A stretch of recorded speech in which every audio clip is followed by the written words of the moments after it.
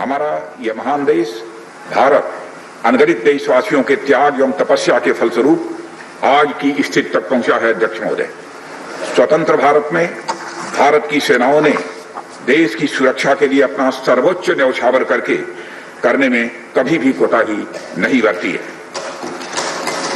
और आप सबको ज्ञात है कि 15 जून 2020 को गलवान घाटी में कर्नल संतोष बाबू के साथ हमारे 19 और बहादुर जवानों ने भारत माता की सीमा की रक्षा करते हुए अपने प्राणों की आहुति दे दी।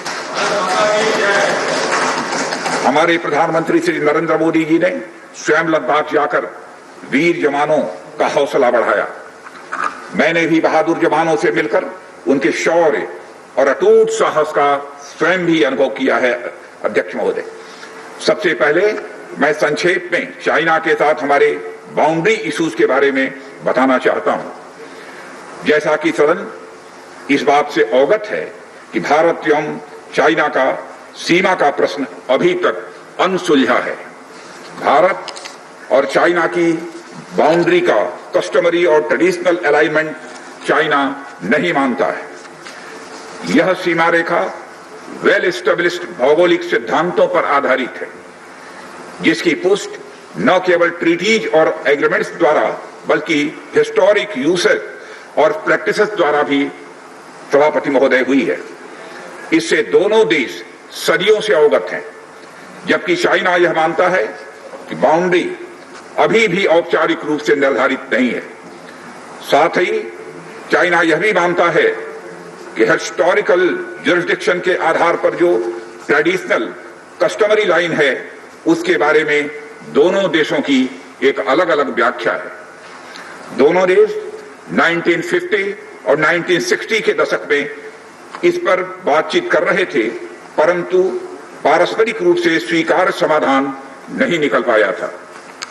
सभापति महोदय, जैसा कि यह सदन अवगत है कि चाइना लद्दाख में भारत की लगभग 38,000 स्क्वायर किलोमीटर भूमि का अनधिकृत या कब्जा किए हुए है।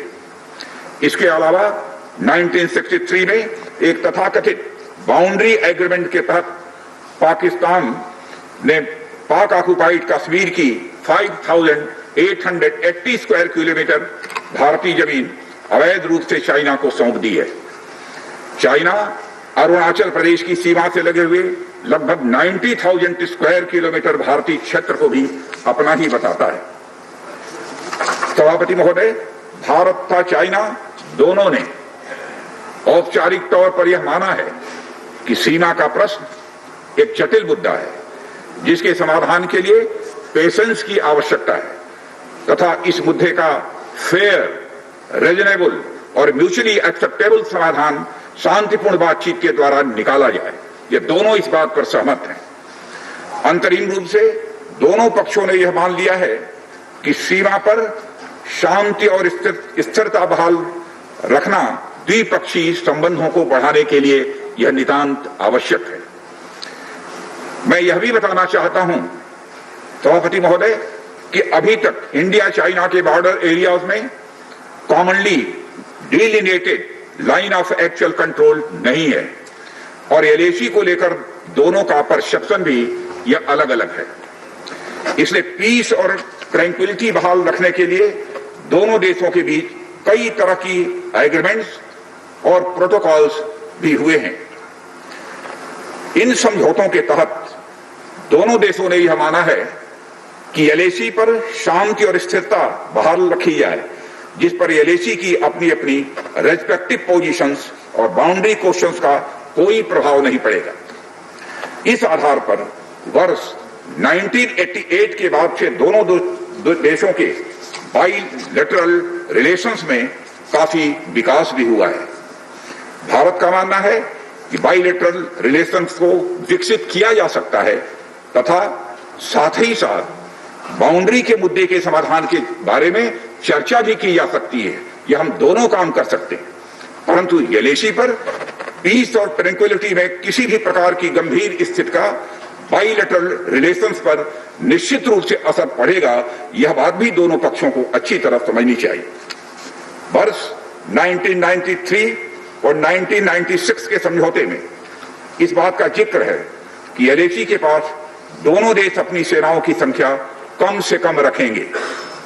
समझौते में यह भी है कि जब तक बाउंड्री इशू का पूर्ण समाधान नहीं होता है तब तक एलएसी को स्ट्रिक्टली रेस्पेक्ट और एडहर किया जाएगा और उसका उल्लंघन किसी भी सूरत में नहीं किया जाएगा। सभापति महोदय, इन समझौतों में भारत व चाइना एलएसी के क्लैरिफिकेशन द्वारा एक कॉमन अंडरस्टैंडिंग पर पहुंचने के लिए भी प्रतिबद्ध हुए थे।